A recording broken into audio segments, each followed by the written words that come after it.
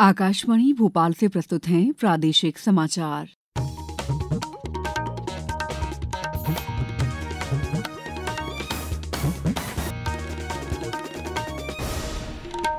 नमस्कार, समाचारों के साथ मैं दीपा सिंह।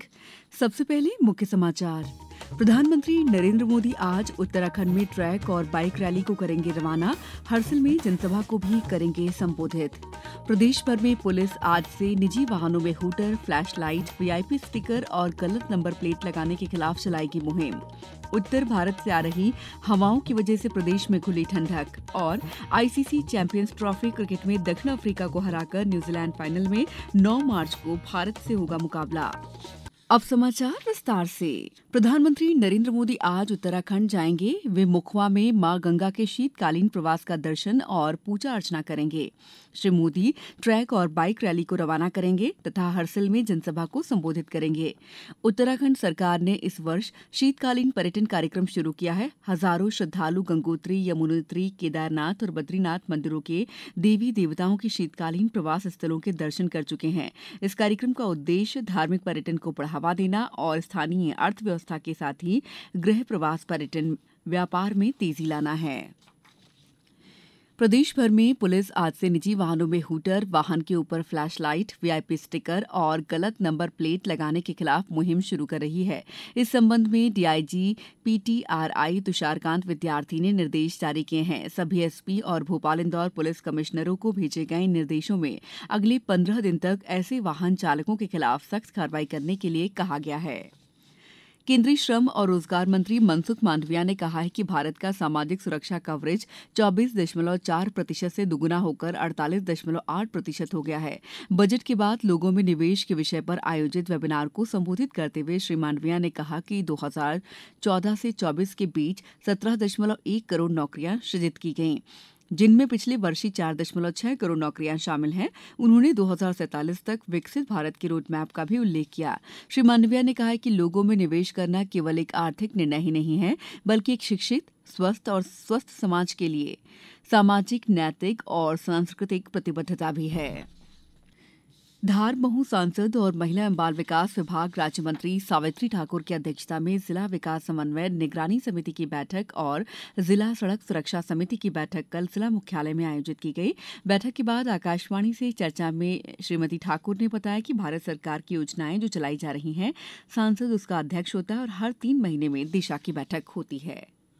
ये बहुत सारी योजनाएं, उनकी समीक्षा रहती है, उन पे क्या क्या कार्रवाई हुई, पिछला एजेंडा को लेके भी उसमें क्या हुआ था, कौन से मिनिस्टर लिखे गए थे, उसमें क्या क्या काम हुआ है, उसकी समीक्षा की जाती है। बहुत सारा हमारे धार जिले में इसमें यातायात आ गए, सड़क आ गई और हमारे पेयजल आ गया, तो ये ऐसी स्वास्थ्य विभाग आ गए। तो बहुत सारी ऐसी योजनाएं जो है उनकी समीक्षा कर। प्रधानमंत्री पीएम मित्र पार्क है जो हम हर बार कहते हैं कि रोजगार देना है, तो उसकी भी कहाँ तक काम पहुँचा, जिले स्थानीय लोगों को रोजगार मिलना चाहिए, मेले का आयोजन होना चाहिए, इस पे सब पे समीक्षा की गई है। भोपाल जिला प्रशासन ने संपूर्ण जिले में पराली जलाने पर रोक लगा दी है। एडीएम सिद्धार्थ जैन द्वारा जारी किए गए आदेश में आगामी 3 महीने के लिए पूरे जिले में पराली जलाने पर रोक रहेगी। आदेश के बावजूद भी अगर कोई पराली जलाते हुए पाया जाएगा तो उसके खिलाफ एफआईआर दर्ज करवाई जाएगी। एडीएम का आदेश 25 मई तक प्रभावशील रहेगा।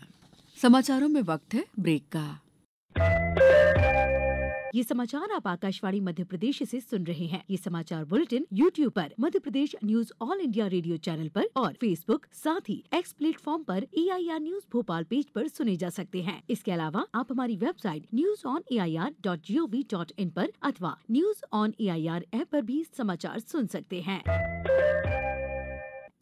ब्रेक के बाद समाचारों में आपका एक बार फिर स्वागत है। राज्य के ग्रामीण, स्थानीय निकाय, नगरीय स्थानीय निकाय और राजनीतिक दलों के विभिन्न प्रतिनिधियों की 16वें केंद्रीय वित्त आयोग के साथ बैठक हुई।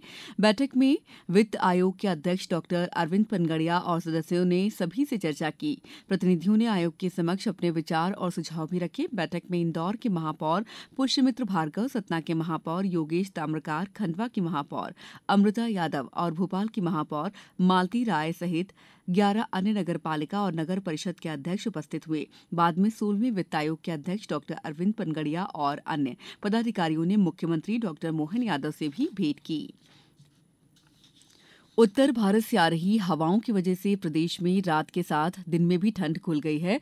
इससे कई शहरों में पारा लुढ़क गया है। मौसम विभाग के मुताबिक अभी एक पश्चिमी विक्षोभ पाकिस्तान के पास सक्रिय है।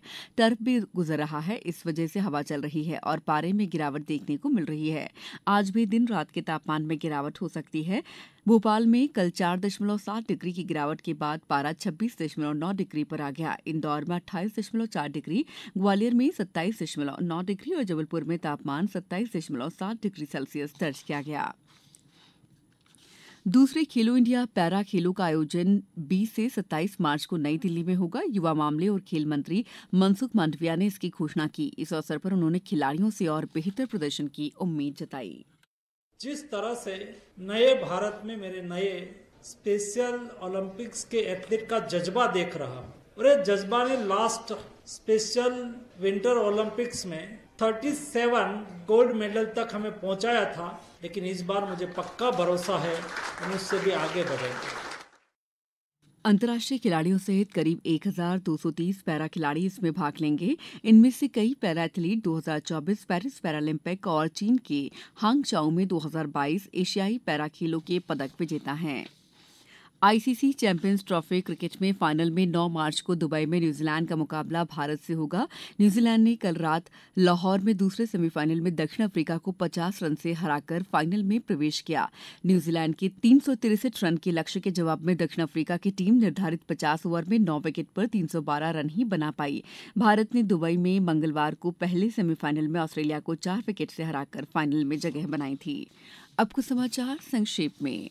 शाजापुर के छात्रों को अब पीएचडी के लिए उज्जैन जैसे शहरों का रुख नहीं करना पड़ेगा। प्रधानमंत्री एक्सीलेंस बीकेएसएन कॉलेज में वाणिज्य और हिंदी विषय के शोध केंद्र स्थापित होने जा रहे हैं। शिवपुरी में मुख्यमंत्री कन्या विवाह निकाह योजना के तहत जिला प्रशासन द्वारा सामूहिक विवाह सम्मेलन का आयोजन आज गांधी पार्क में किया जा रहा है। विदिशा में मुख्य चिकित्सा एवं स्वास्थ्य अधिकारी ने दस्तक अभियान में लापरवाही पर विदिशा, गैरसपुर, बासौदा, कुरवाई, सिरोंज, लटेरी और नटेरन विकासखंड के अर्बन नोडल अधिकारी और सभी खंड चिकित्सा अधिकारियों को चेतावनी पत्र जारी किया है। मंदसौर में प्रधानमंत्री टीबी मुक्त भारत अभियान के अंतर्गत निक्षय मित्र बनाते हुए टीबी मरीजों के लिए 101 फूड बास्केट प्रदान किए गए। रतलाम में कानून सलाहकार सुनील शर्मा और दीपक बिलवाल द्वारा महिलाओं के केंद्रीय कानून भारतीय न्याय संहिता में महिला केंद्रित प्रावधानों पर जागरूकता सत्र और पीसी-पीएनडीटी एक्ट के प्रावधान के बारे में जानकारी दी गई। रायसेन में कलेक्टर ने विधानसभा सत्र के दौरान अधिकारियों कर्मचारियों को बिना पूर्व अनुमति के मुख्यालय से अनुपस्थित नहीं रहने के निर्देश दिए गए हैं।